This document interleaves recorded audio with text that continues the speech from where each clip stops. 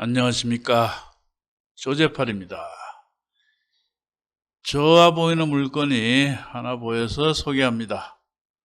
홍성사계 2021 타경 16,853번. 주소는 충남 보령시 청소면 재정리 337. 1207평방미터 중에서 402평방미터 121.7평이 경매에 나왔습니다. 3분의 1이 나왔죠? 3분의 1 김땡땡씨 지분이 경매에 나왔습니다. 건물은 매각에서 제외된 겁니다. 감정금액은 토지의 감정금액은 1609만 3200원, 현재 최저가는 957만 5천원, 감정금액 대비 59%입니다. 이 사건 토지 지상에는 이런 건물이 있습니다. 이런 건물이 있고 일부는 밭으로 사용하게 됩니다. 위성지도 한번 봅시다. 자, 요 집이죠, 요 집. 요 집이 있고, 요 뒤로 쭉 있는 땅입니다. 지난번에 1426만원에 낙찰이 됐습니다. 6명에 나와서 1426만원이 낙찰됐습니다. 매각 허가 결정이 되었으나 낙찰자는 미납을 했습니다.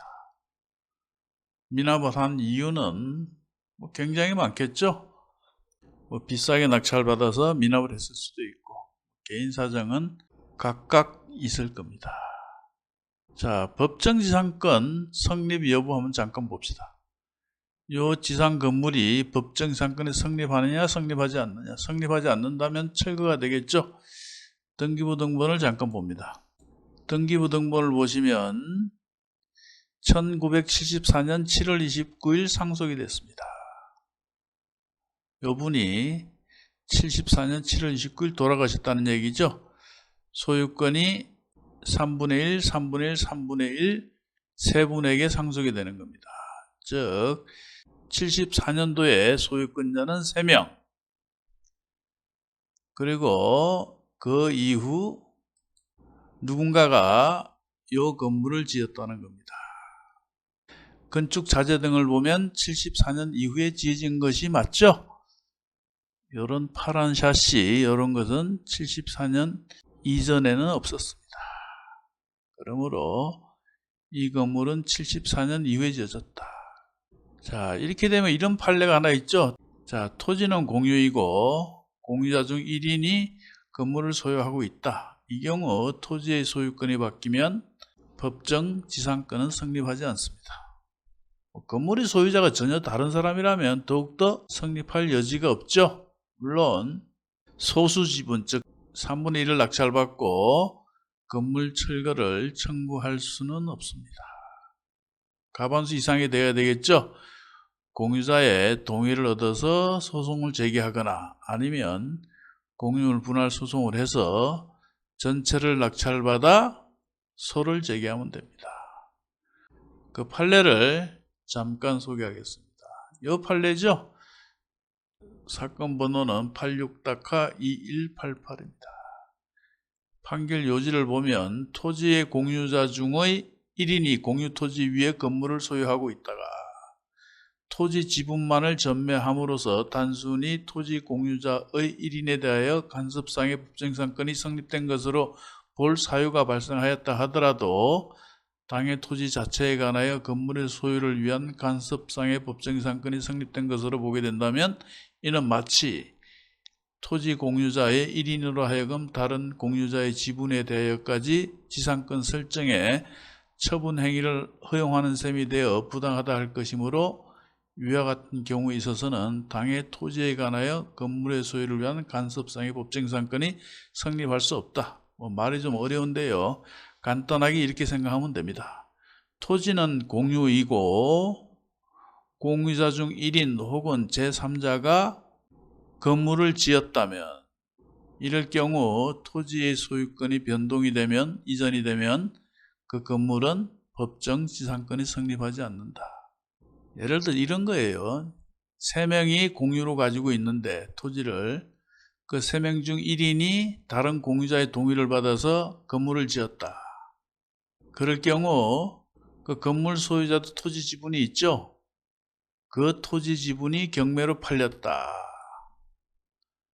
토지의 소유자와 건물의 소유자 같았다가 달라졌죠.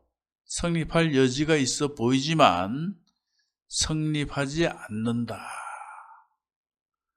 그 이유는 다른 공유자의 지분에 대하여까지 지상권 설정에 처분 행위를 허용하는 셈이 되어 부당하다.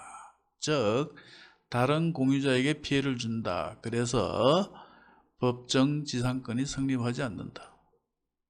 건물의 소유자가 전혀 다른 사람이라면 그건 뭐 두말할 나위가 없는 것이죠. 그래서 이 물건은 일단 법정 지상권은 성립하지 않습니다. 그리고 지난번에 양 땡땡씨가 1426만원의 낙찰을 받았습니다. 6명이 입찰을 했죠. 그런데 대금을 미납했습니다. 매각 허가 결정이 되고 대금을 미납했다는 겁니다. 자, 여기서 매각 허가 결정이 됐다. 여기 보시면 최고가 매각 허가 결정이 됐죠. 그리고 농지 양땡땡 농지 취득 자격증명 제출. 이 사건은 지목이 농지이기 때문에 농지 취득 자격증명을 제출하라고 되어 있습니다. 발급 받는 데는 아무런 문제가 없다고 봐야 됩니다. 그리고 등기부등본 잠깐 봅시다. 다시 등기부등본을 보면 여기 보면 가등기가 되어 있습니다. 이 사건 채무자의 지분은 이 사건 채무자의 지분에 대한 가등기는 말소 기준 권리가 빠르기 때문에 말소가 됩니다. 그런데 다른 지분권자에 대한 가등기, 이거는 자기들끼리의 관계니까 말소가 되지 않겠죠. 즉 이 땅은 꼭 지키겠다. 소유자가 믿음직스럽지 못하기 때문에 가등기를 해놨겠죠. 안전장치로. 근데 아마도 요분 이 땡땡씨가 실질적인 소유자로 보입니다. 왜 그러냐 하면 현재 점유 중인 분이 같은 이름이죠. 아마 건물도 이분의 소유가 아닐까. 저는 그렇게 추정을 합니다. 설사 아까 판례에서도 살펴봤듯이 공유자 중 1인이 건물을 소유하고 있어도 법정지상권이 성립하지 않는다고 했죠. 그러므로 제3자가 소유하고 있다면 더욱더 성립할 여지가 없다. 자, 이 물건이 1월 18일 진행합니다.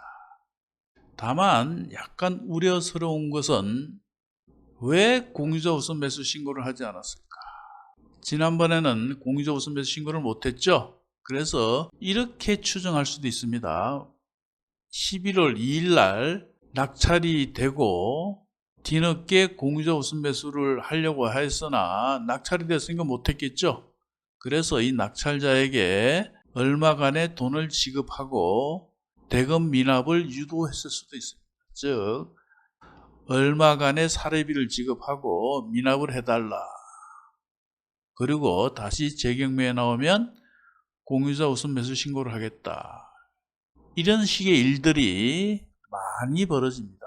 그러므로 서울에서 홍성지원까지 입찰을 갔는데 낙찰을 받았다. 그런데 공유자 우선 매수 신고가 들어와서 뺏겼다.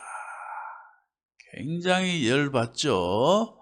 만약 이 영상을 보고 입찰에 참가했는데 이따위 일이 벌어졌다. 제 욕 무지하게 하겠죠.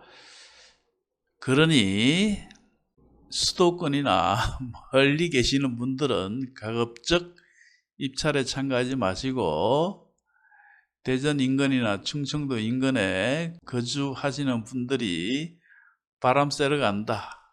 우선 매수 들어와도 상관없다.